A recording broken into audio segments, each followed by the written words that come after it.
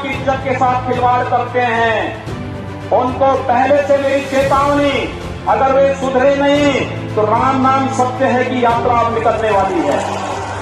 जो भाजपा के नेता है उसके परिवार के लोगों ने अन्य धर्म के लोगों के साथ जो विवाह किए हैं वो लव जिहाद के दायरे में आता है कि नहीं आता है?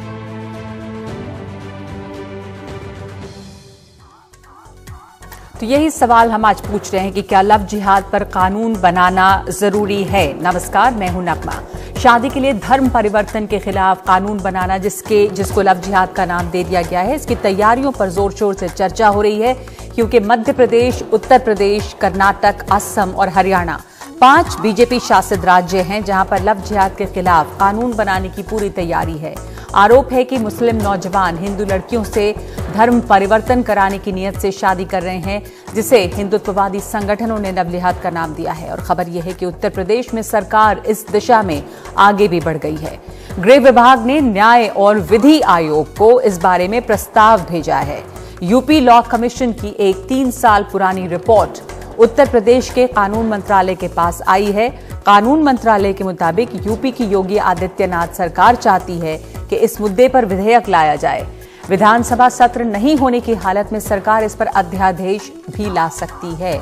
उत्तर प्रदेश के मुख्यमंत्री योगी आदित्यनाथ ने उपचुनावों के दौरान एक रैली में लव जिहाद पर चेतावनी भी दी थी, जिसे उन्होंने ये कहा था कि इससे बचे नहीं तो राम नाम सत्य हो जाएगा, या सत्य होने की यात्रा जल्दी ही निकलेगी।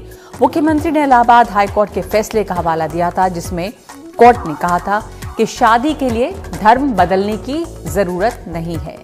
इससे पहले शादी और धर्म परिवर्तन पर कानून बनाने वाला पहला राज्य बनने की बात मध्य प्रदेश की सरकार भी कह चुकी है। वो लव जिहाद शब्द का प्रयोग नहीं कर रही, लेकिन शादी के नाम पर बेटियों को धोखा देने, वर्गलाने और उनका धर्म परिवर्तन कराने पर 5 साल की सजा की बात की है। शादी के लिए उकसाने वालों को भी सजा दी जाएगी और इनके पहलुओं के कानून का मसौदा तैयार हो रहा है, ये कहा गया था। अगर धर्म बदलना है तो डीएम के दफ्तर को 1 महीने पहले अर्जी देनी होगी। इससे संबंधित विधेयक अगले विधानसभा सत्र में पेश हो जाएगा, ऐसी जानकारी भी सामने आई है। हाल ही में हरियाणा के बल्लभगढ़ में हुई एक युवती की हत्या को लव जिहाद से जोड़ा गया और इसे लेकर कानून बनाने की मांग ने तेजी पकड़ी। सुप्रीम कोर्ट ने भी 9 अप्रैल 2018 को केरल के हादिया और शफीन जहां के बीच हुई अंतरधर्म की शादी को सही ठहराते हुए एक विस्तृत फैसला दिया था, जिसमें सुप्रीम कोर्ट ने कहा था कि किसी व्यक्ति का अपनी मर्जी से शादी करना आर्टिकल 21 का अभिन्न अंग है। आर्टिकल 21 जीवन और स्वतंत्रता का अधिकार देता है। तो सवाल है कि क्या लव जिहाद शब्द का इस्तेमाल सियासी मकसद के लिए है? क्या राज्य सरकारों को अलग से कानून बनाने की जरूरत है? क्या ये धर्म और निजी जीवन में हस्तक्षेप की कोशिश है? क्या लव जिहाद के मामले हाल के दिनों में ज्यादा बढ़े हैं? हमारे साथ इस पर चर्चा के लिए मौजूद हैं यूपी बीजेपी के वरिष्ठ नेता सुनील भराला, थोड़ी ही देर में हमारे साथ होंगे। आचार्य प्रमोद कृष्णन, नेता हैं कांग्रेस के।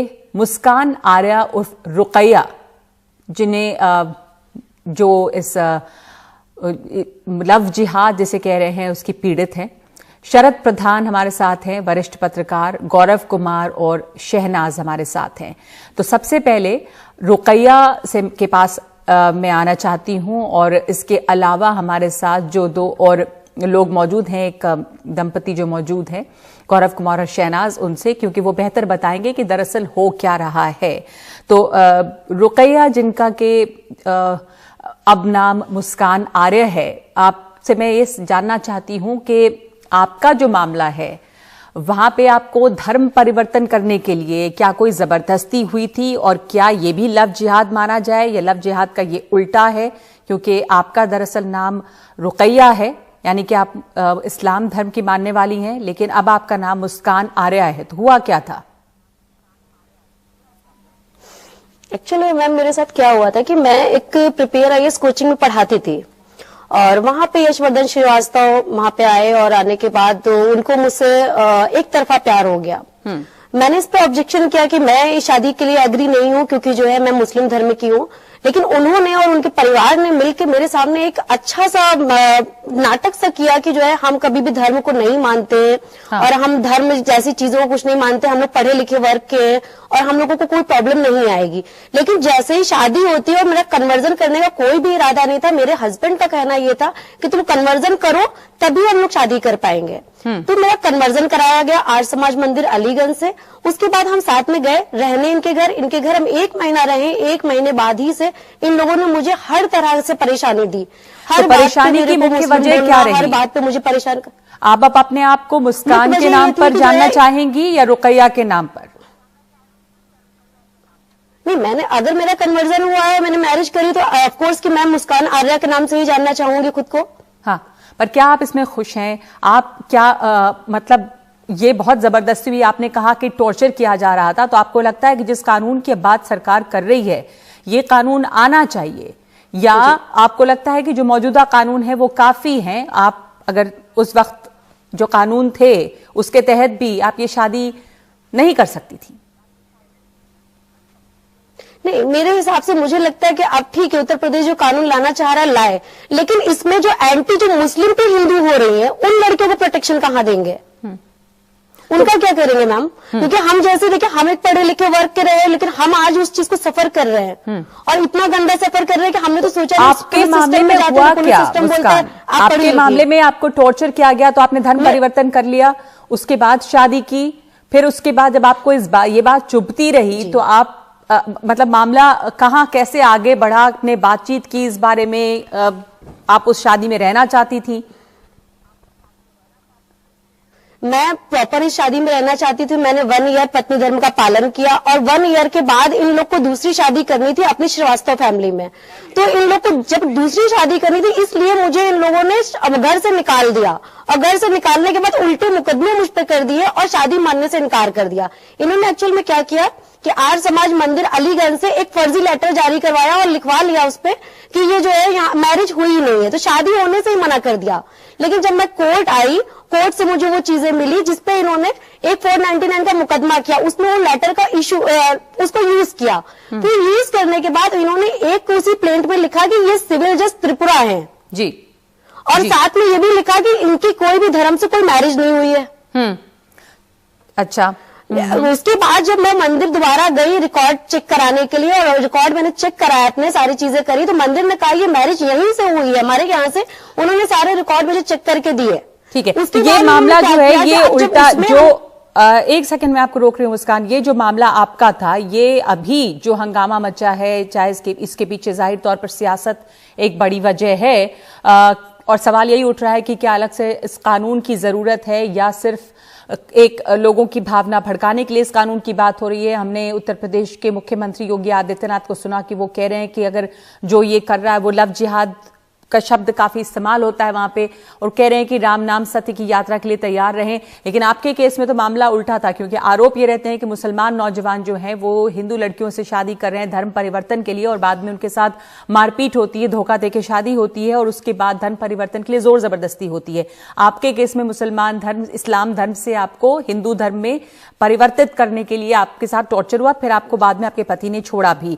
लेकिन इसके अलावा जो हमारे साथ गौरव कुमार और शहनाज हैं, आप दोनों ने शादी की, आपकी शादी में किस तरह की अड़चन आई? अब जब आप सुनते हैं कि इस तरह का कानून बनेगा, तो क्या आपको यह डर रहता है कि जो इंटर रिलीजन मैरिजेस होती हैं, जहां पर दोनों तरफ के लोगों को कोई समस्या नहीं है अपना अपना धर्म मानने में, उनके लिए एक मुसीबत खड़ी हो जाएगी? और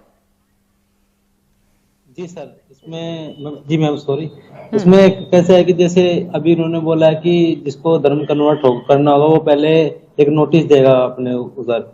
अगर नोटिस देने के बाद वो वेरिफिकेशन करेंगे, घर वालों को मालूम पड़ेगा। अब जहां तक उम्मीद है, घर वाले कभी भी ज्यादातर ग्रामीण इलाकों में एग्री नहीं होते हैं, तो वहां पे इन शादियों को लेकर बहुत समस्याएं पैदा हो जाएंगी।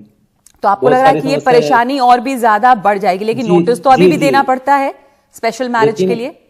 लेकिन उस टाइम तो आपको फिर अलग से परमिशन लेनी होगी ना उसके लिए, ये तो लेनी पड़ती है अभी भी क्या है, इसी में बदलाव जरूरी है। जो फिलहाल है ना मैम, इसमें बदलाव जरूरी है बहुत ज्यादा। इसी को ठीक कर देंगे तो उसकी लाने की जरूरत ही नहीं है।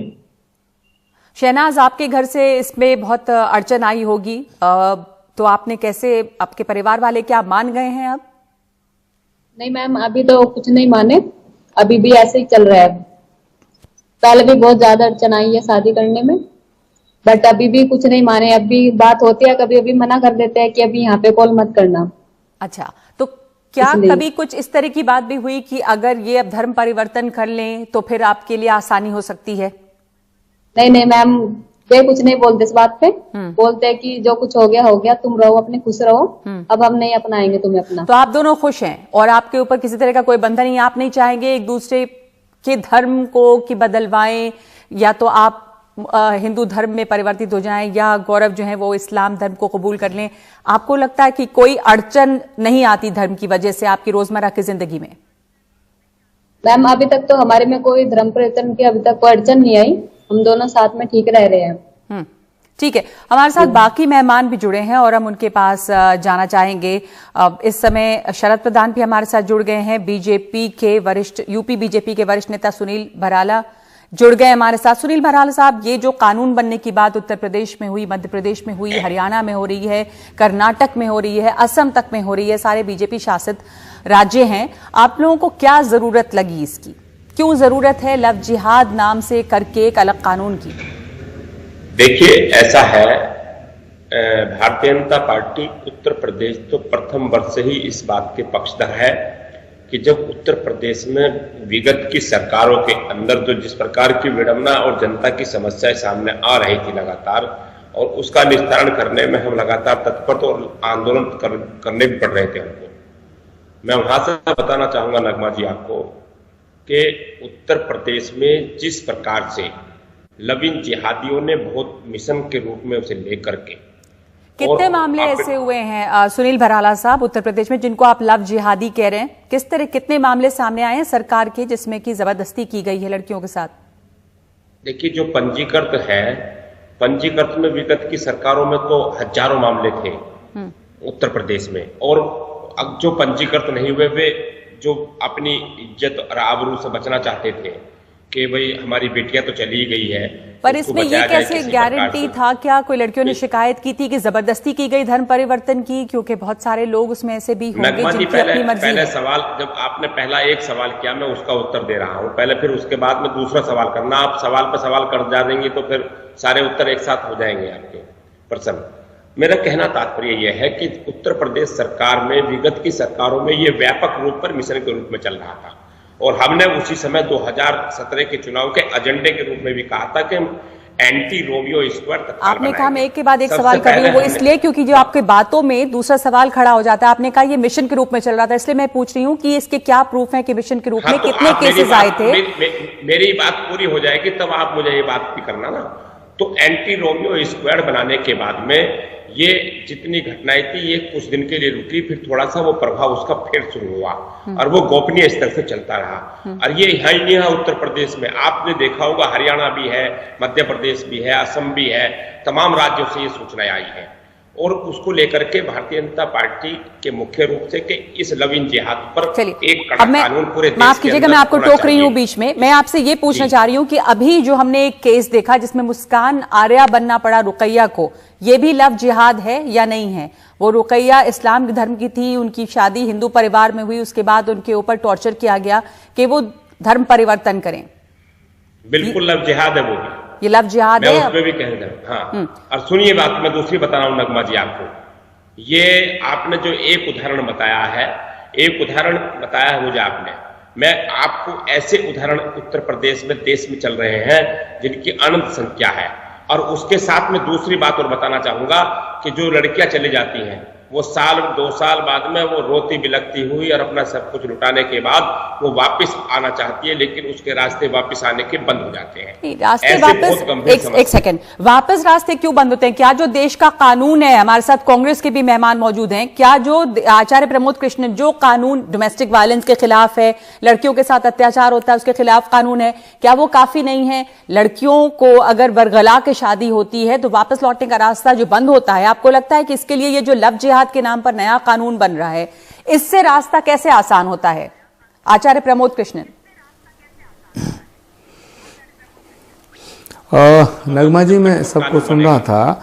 ये जो मुद्दा है ये बहुत ही संवेदनशील है और हमारे समाज से जुड़ा हुआ है। इसमें 4 पहलू हैं। एक पहलू है इसमें संविधान का, दूसरा पहलू है इसमें समाज का, यानी कि एक संवैधानिक पहलू है, एक सामाजिक पहलू है, एक धार्मिक पहलू है और एक है राजनीतिक पहलू। तो मैं समझता हूँ संविधान का जो पहलू है वो ठीक है, सरकार को कानून बनाने का अधिकार है।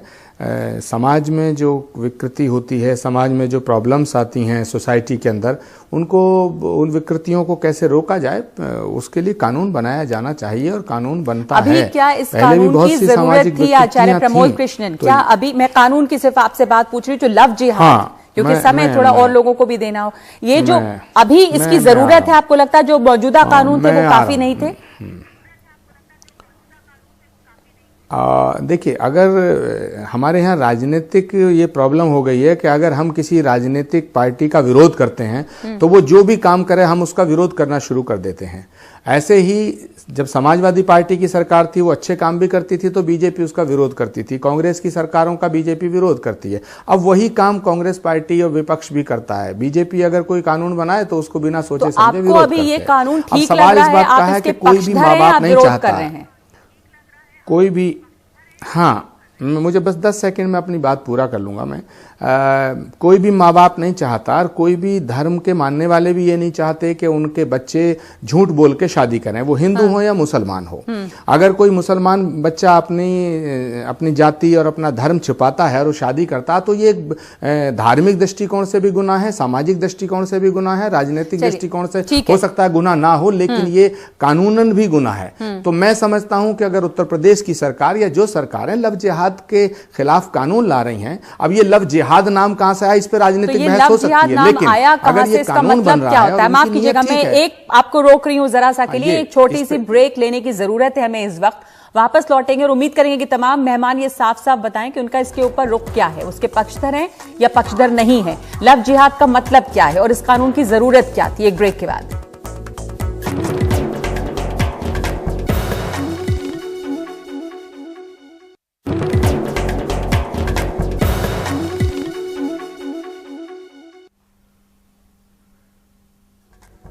हम चर्चा कर रहे हैं 5 बीजेपी शासित राज्यों में लव जिहाद यानी कि धर्म परिवर्तन शादी के बाद करवाने के खिलाफ एक कानून बनने की तैयारी है। और सवाल हम ये पूछ रहे हैं कि क्या लव जिहाद का शब्द जो है वो सियासी इस्तेमाल के मकसद से है, क्या राज्य सरकारों को अलग से कानून बनाने की जरूरत है और क्या ये धर्म और निजी जीवन में हस्तक्षेप नहीं है। हमारे साथ वरिष्ठ पत्रकार भी यहाँ पे मौजूद हैं। शरद प्रधान, आपका क्या मानना है? यूपी में ऐसा भी मामला सामने आया था शरद जी, जिसमें कि लड़का और लड़की दोनों की तरफ से कोई शिकायत नहीं थी, पर घर वालों ने शिकायत की थी और पुलिस की तरफ से जबरदस्ती भी हो रही थी। तो आपको लगता है कि इस तरह से इन कानून का गलत इस्तेमाल भी होगा और क्या मानते हैं आप कि राज्य सरकार को अलग से कानून बनाने की जरूरत है? मेरा ख्याल कोई जरूरत नहीं है। जो एग्जिस्टिंग लॉज हैं वो काफी हैं, जिसमें अगर जेन्युइनली इस तरीके की हरकत हो रही है जहां फुसला करके, झूठ बोल करके या जबरदस्ती करी जा रही है। लेकिन यूपी में तो बड़ा स्पष्ट है कि सारा, अब देखिए अयोध्या का मामला सेटल हो गया है तो अब वो पॉलिटिकल मुद्दा बनाया नहीं जा सकता, तो इनको कोई नई चीज की इजाद करनी थी।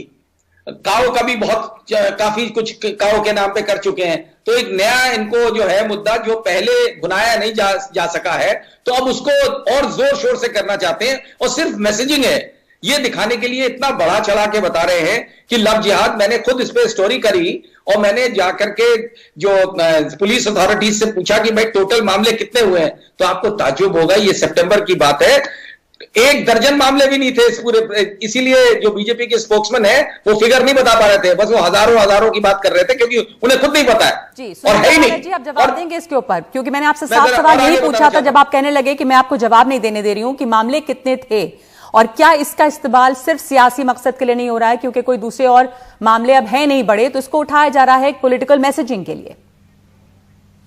शरद जी, स्टोरी आप लखनऊ में करते हैं या कहीं और करते हो बैठ करके? लखनऊ, आप तो जहां से भी बैठ के कर रहे हो, मैं लखनऊ जो स्टेट हेडक्वार्टर है वहीं से मैंने कोशिश करी थी जानने की, और आपके पुलिस वालों ने जो मुझे बताए वो कुल 11 मामले थे इस साल के, उसको अगर आप कह रहे हैं 1000 तो पता नहीं मुझे कौन सी फिगर आप कहां से लाए। हजारों मामले आप मेरठ, मुरादाबाद, बिजनौर, संभल आकर के पश्चिम उत्तर प्रदेश में आकर के फिगर क्यों नहीं मैं बता रहा हूँ हवा में मत बात करिए, हवा की बात नहीं है। ऐसे मैंने बताया पहले भी कि ऐसे इतने सैकड़ों ऐसे परिवार हैं जो अपनी इज्जत आबरू और सामाजिक रक्षा के लिए अपनी समाज में इज्जत खराब ना हो। पर देखिए सुनील भराला साहब, मैं आपसे बार बार ये कह रही हूँ, ठीक है मान लीजिए कि आप आंकड़े पूरे नहीं दे पा रहे हैं, पर मैं ये पूछ रही हूँ कि जो मौजूदा कानून है उसमें क्या कमी? अगर लड़की के साथ टॉर्चर हो रहा है तो टॉर्चर के खिलाफ कानून है, जिसमें लव जिहाद से मकसद क्या है और क्या इसका गलत इस्तेमाल नहीं होगा? अगर बहुत मामले ऐसे भी आए हैं, हमारे यहाँ भी स्टोरीज हुई हैं जब लड़का और लड़की दोनों शिकायत नहीं कर रहे हैं, बावजूद इसके पुलिस जो है उनके ऊपर कार्रवाई कर रही है। नगमा जी मैं ये पहले ही बताई थी कि जो हमारी सरकार आने के बाद में 2017 में जब लवीन जिहाद हमने उसके लिए एंटी रोमियो स्क्वाड बनाया था, उसके बाद में बहुत सारे मामले कम हो रहे। लवीन जिहादियों का अर्थ समझ लीजिए शरद जी, पहले ठीक से आप लव जिहाद का अर्थ है क्या? आचार्य प्रमोद कृष्णन, क्या आप बहुत संक्षेप में जो सवाल मैं पूछ रही हूँ जवाब दीजिए। आप लव जिहाद से क्या मतलब समझते हैं? लव जिहाद का क्या मतलब हुआ? देखिए, लव में तो जिहाद नहीं हो सकता, ना जिहाद में लव हो सकता है। अब सवाल इस बात का है कि शब्द कहां से आया, ये तो बीजेपी और सरकार बताएगी। लेकिन मैं इतना जरूर कहना चाहूंगा अपनी बात को कंप्लीट करते हुए कि धोखा दे करके संबंध बनाना ना तो कोई धर्म उसकी इजाजत देता है, ना समाज इजाजत देता है, ना कानून इजाजत देता है। और मैं समझता हूं धोखा दे करके संबंध बनाने का कोई मतलब भी नहीं है। तो अगर सरकार, ये अभी शरद प्रधान जी कह रहे थे कि कानून बनाने की जरूरत क्या है, बिल्कुल ठीक है, कानून बनाने की कोई जरूरत नहीं है, पहले से ही कानून है। ना तो इस्लाम इसकी इजाजत देता, ना हिंदू धर्म इजाजत देता, ना संविधान देता, ना समाज देता। लेकिन अगर सरकार कानून बना रही है तो इसमें भी क्या प्रॉब्लम है? तो इसमें प्रॉब्लम ये है, मुझे आपको ये लगता है कि क्या इसमें टारगेट किया जा रहा है? क्या सिर्फ ये पॉलिटिकल मैसेजिंग के लिए है? क्या ज्यादती होने की गुंजाइश है इस कानून के जरिए? ये सवाल महत्वपूर्ण है जी। एब्सोल्युटली। तो समस्या यही है, अगर आप कह रहे हैं एब्सोल्युटली, तो समस्या यही है कि इस कानून की जरूरत क्या है? राजनीतिकरण होगा। हाँ, राजनीतिकरण। हाँ। देखिए, अब वही एक सवाल ये पैदा होता है कि अगर सरकार कानून बना रही है समाज की कुरीति को दूर करने का, तो बिल्कुल उसे बनाने का हक है। मैं ये बारीक मुद्दा है, मैं इसको स्पष्ट करना चाहता हूं। लेकिन सरकार क्या समाज की कुरीति दूर करने के लिहाज से बना रही है, या सरकार इसका क्या इससे एक सवाल ये उठता है, क्या सरकार नीयत पे हाँ, क्या सरकार कुरीति दूर करने के लिए बना रही है, या सिर्फ राजनीति है, या इससे और ज्यादा बंटवारा समाज में बढ़ता है? एक ब्रेक ले रहे हैं और सवाल ये है कि क्या ये धर्म और निजी जीवन में हस्तक्षेप की कोशिश है, और क्या इससे अंतर जो धर्म दो धर्मों के लोग जब शादी करते हैं उसमें और भी ज्यादा रुकावट पैदा होगी और मुश्किलें उनके लिए खड़ी होंगी और उस कानून का गलत इस्तेमाल होगा? एक ब्रेक के बाद।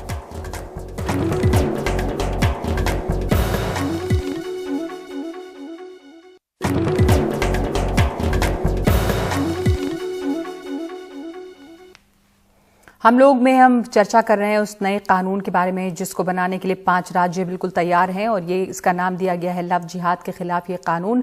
मुस्कान आर्या और रुकैया भी हमारे साथ हैं जो एक उल्टी तरफ से इसकी पीड़ित है। मुस्कान, क्या आपके साथ जो हुआ वो भी लव जिहाद है, और आप लव जिहाद से क्या मतलब समझती हैं, और आप क्या मानती हैं कि ये निजी जीवन में हस्तक्षेप की कोशिश है ऐसा कानून? मैम, मैं इसको तो क्या कहूँ, मैं कौन सा जिहाद बोलूं, क्योंकि मैं खुद एक मुस्लिम महिला और इस तरह से मेरा कन्वर्जन करके आउट कर देना है, ये तो मेरे को खुद नहीं समझ में आ रहा है इसको कौन सा जिहाद का नाम दिया जाएगा। मैं तो एक इंसान हूँ, मैं इंसानी तरीके से नहीं जी पा रही हूँ आज की डेट में। तो जो आपके मौजूदा कानून है, कहते हैं कि तुम हिंदू हो, जो मौजूदा कानून है वो आपकी स्थिति से डील करने के लिए काफी नहीं थे, कि आपके पास वापसी का रास्ता नहीं था? टॉर्चर और आपके साथ अगर धर्म परिवर्तन के लिए हो रहा था तो आपके पास ये चॉइस था कि आप धर्म परिवर्तन ना करती और जिस धर्म की थी उस धर्म में रहती। अगर आपको लगता है कि क्या ये कानून बनने से ये रुक जाएगा? मुझे नहीं लगता मैम कि जिनको कानून तोड़ना है वो तोड़ेंगे, क्योंकि मेरे हस्बैंड तो एडवोकेट है, एडवोकेट होने के बाद भी सारे कानून जानने के बाद भी तोड़ रहे हैं। तो मैं नहीं मानती कि मैम कानून बनने से रुक जाएगा, क्योंकि मैम अगर एक पुरुष ये जब तक प्रोटेक्शन महिला को नहीं देगा वही अत्याचार करेगा, तो मैम कैसे रुकेगा ये? और अगर कानून बनाना ही है तो बहुत सारे लोग लिख रहे हैं ये अलग अलग सोशल मीडिया प्लेटफॉर्म पर कि क्या मैरिटल रेप के खिलाफ कानून, लड़कियों की सुरक्षा के लिए कानून तो बहुत सारे बने हुए हैं। खैर, मैरिटल रेप के खिलाफ कानून नहीं है अभी तक, जिसकी बहुत मांग है, पर उन कानूनों को हम कैसे लागू कर रहे हैं? क्या लड़कियों को हम सुरक्षित कर पाए हैं? हमारे साथ गौरव है, आपका क्या मानना है इसके ऊपर? किस तरह के कानून की जरूरत है गौरव? मैं भी कुछ बोलना चाहता हूँ। किस तरह के कानून की जरूरत है वैसे भी, क्योंकि अभी ऐसी शादी के लिए जब मेरी शादी हुई थी मैम, बहुत दिक्कतें आई थी। लगभग 1.5 महीने में बाद मेरी शादी हुई थी, तो उसमें क्या है, बहुत प्रॉब्लम बीच में फेस करनी पड़ती है। अब जैसे घर वालों को मालूम पड़ता है कि भाई उस तारीख को शादी करने वाला है, तो बीच में दबाव बनाते हैं, किसी भी तरह का आपके ऊपर दबाव डाल सकते हैं। अब जैसे इसमें कि आपको पहले परमिशन लेनी होगी, आपको वो कन्वर्ट करना है, तो आपको फिर अगर लड़की फैमिली, ज्यादा देखा जाता है कि लड़की के ऊपर बहुत दबाव बनता है, और लड़की बाई चांस दबाव में आकर या फिर धमकी से अपने आप को, अपने बयान बदल लेती है। बहुत जगह ऐसा देखा गया है मैम। तो उससे क्या लड़की को बहुत परेशानी होती है। अब इसमें 5 साल की सजा का ऐलान है। अगर लड़की बाई चांस अपना कन्वर्जन के लिए अपनी एप्लीकेशन दी है और वो घर पे बात मालूम पड़ी, तो घर वाले जबरदस्ती दबाव में आके लड़की के बयान बदलवा सकते हैं। बिल्कुल, हाँ ठीक है। शरद जी, आप इसमें कुछ कहना चाह रहे हैं? मैं ये भी पूछना चाहती हूँ, अगर आपको इस बारे में साफ जानकारी हो कि क्या लड़के और लड़की की शिकायत पर ही एक्शन होगी, या अगर लड़का और लड़की खुश भी हैं और घर वाले शिकायत कर देते हैं कि टॉर्चर हो रहा है या कुछ, तो उस केस में भी क्या ये कानून लागू हो जाएगा, 5 साल की सजा हो जाएगी? मैं यही बताना चाह रहा था, मेरी बात तो इंटरप्ट हो गई उनके बराला साहब के चक्कर में, लेकिन जिनके पास कोई सूचना नहीं थी। लेकिन मैं ये बताना चाह रहा था कि जो ये 11 मामले आए थे, उनमें से 6 ऐसे थे कि जो लड़का और लड़की की रजामंदी से हुए थे। उनमें से 3 मामले हाईकोर्ट में गए, क्योंकि लड़की ने जाके कोर्ट में बाकायदा कहा, उसमें सारे मुस्लिम बॉयज और हिंदू गर्ल्स थी, और उन्होंने जाके कहा कि साहब हम अपनी खुशी से रहना चाहते हैं और हमें जो है इनके साथ रहने दिया जाए। जबरदस्ती हमारे माँ बाप जो है इसको ट्विस्ट दे रहे हैं। लव जिहाद का कोई लेव जिहाद का चक्कर नहीं है, और हमें कोई बेवकूफ नहीं बनाया। पढ़ी लिखी लड़कियां है, कोई आजकल का वो जमाना कोई 1857 नहीं है कि बेवकूफ बना के कर ले। ये कानून ये सिर्फ इसलिए, ये रुकैया वाले मामले से मैं वाकिफ हूं, इसमें तो इसकी FIR तक नहीं लॉन्च हो रही इस लड़की की। ये जो क्यों, सिर्फ इसलिए क्योंकि ये मुसलमान लड़की है। एटीट्यूड जब तक पुलिस का और गवर्नमेंट का एटीट्यूड मेनली जब चेंज नहीं होगा, गवर्नमेंट का एटीट्यूड ये है कि हर अंतर धार्मिक मैरिज जो है, इंटर रिलीजन इंटरफेथ मैरिज जो है, उसमें अगर लड़का मुसलमान है तो उसको लव जिहाद बना दो। ये एटीट्यूड बिल्कुल। आपको लगता है कि ये सिर्फ एक तरह का हथियार बन जाएगा कि अगर लड़का मुसलमान या दूसरी कम्युनिटी का, जैसे यूपी जैसे राज्य में जो बीजेपी शासित राज्य है, तो इनको सजा देने के लिए एक और आपके पास कानून है? बिल्कुल, और एक मैसेजिंग है कि देखिए ये सारे मुसलमान मिलकर के जो है हिंदुओं को कन्वर्ट कर रहे हैं, लड़कियों को फुसला करके कन्वर्ट कर रहे हैं, और इसके खिलाफ यही तो आपने सुना नहीं, बराला साहब जो बार बार कह रहे हैं कि पूरा मुहिम चल रहा था, हजारों हो रहे थे। फिगर नहीं पता उन्हें, कुछ नहीं पता है, और उसका बड़ा अच्छा बहाना ढूंढ लिया कि साहब वो लोग अपनी इज्जत बचाने के लिए। अरे भाई, जिसकी शादी इज्जत तो उसकी गांव में है ना, उसकी इज्जत दिल्ली और बंबई में थोड़ी ना है, जो उसको जानता भी नहीं है कोई। वो अगर उसको मामला उठाना है तो आखिरी कमेंट बराला साहब आपसे, ऐसे मामले जहां पर लड़के और लड़की को कोई परेशानी नहीं है, वहां जबरदस्ती भी की जाती है, वैसे हादिया वाला मामला भी है सामने में, उस पर क्या कहेंगे आप? नगमा जी, लव इन जिहाद यही तो है। लव इन जिहाद नहीं है सर, लव जिहाद का आपने नाम दिया, ये लव इन टोक्यो जैसा कुछ नहीं। हाँ, लव इन जिहाद यही है। सुनिए, पहले शरद जी को मैं बताना चाहूंगा, क्योंकि कारण क्या है कि जो लड़के जो हैं, जो हिंदू लड़कियों को अपने बहलाने क्यों कालावा बांधते हैं, क्यों तलक लगाते हैं, नाम बदलते हैं, उन्हीं को पटाने में और इन्हीं को तो प्यार करने में लगे रहते हैं। जो शरद जी कह रहे हैं कि लड़का लड़की प्यार कर लेते हैं, तो फिर क्या जरूरत है किसी चीज की?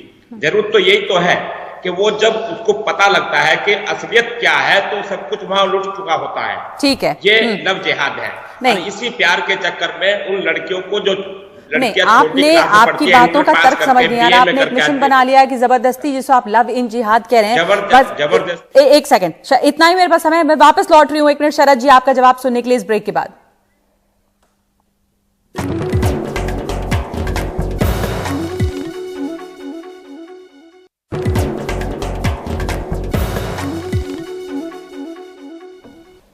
हम लोग में हम चर्चा कर रहे हैं लव जिहाद की, और ये कि धर्म और निजी जीवन में यह हस्तक्षेप की कोशिश है और क्या इसका सिर्फ पॉलिटिकल मकसद है। शरद प्रधान जी, आप अपनी बात पूरी कीजिए। मैं ये कहना चाह रहा था कि जो बीजेपी की जो पॉलिसी है कम्युनल डिवाइड करके इलेक्शंस जीतने की, पोलराइज करके, ये इसी का एक हिस्सा है। और ये इनके जो बराला साहब की बातों से भी साफ जाहिर होता है, क्योंकि उनका फोकस सिर्फ इस पे है कि बढ़ा चढ़ा के दिखाना कि ये बहुत बड़ा इश्यू है, और ऐसा हो रहा है कि जैसे हर पूरे हिंदुस्तान में मुसलमान लड़के हिंदू लड़कियों को बेवकूफ बना रहे हैं, और बेचारी इतनी वो है। उत्तर प्रदेश में इसके मामले ज्यादा नहीं हैं, जो ये कह रहे हैं कि हजारों में मामले हुए हैं। ऑफिशियल स्टैटिस्टिक्स मुझे डायरेक्टर जनरल ऑफ पुलिस के ऑफिस ने दी। मैंने बताया आपको 11 में से 6 मामले जो थे वो रजामंदी के थे। और ये रुकैया का केस जो है ये बड़ा इंटरेस्टिंग है, क्योंकि इसको ये लोग नहीं मानते हैं। ये जगह जगह धक्के खा रही है, इसका पुलिस रजिस्टर नहीं केस करती है, और उसको तमाम तरह के सवाल पूछा। तो जहां मुस्लिम का है, चाहे वो खुशी से करा हो तो भी वो जो है, सो दैट मैसेजिंग जाए, अगले इलेक्शन के लिए तैयारी हो रही है। ठीक है, बहुत बहुत धन्यवाद आपका शरद प्रधान जी। और जैसा हमने कहा, मैंने पूछा था ये बरनाला साहब से कि रुकैया का मामला क्या है, क्योंकि यहाँ पे उल्टा मामला है, और उन्होंने कहा था हाँ हम इसे भी लव जिहाद कहेंगे। बहरहाल उन्होंने शायद इस वक्त जबरदस्ती कह दिया, लेकिन यहाँ पे टारगेटिंग ज्यादातर कोशिश यही है कि एक ही धर्म के लोगों को इसका निशाना बना जाए, और पॉलिटिकल मैसेजिंग हो रही है इस वक्त। हम लोग में मेरे साथ इतना ही, धन्यवाद।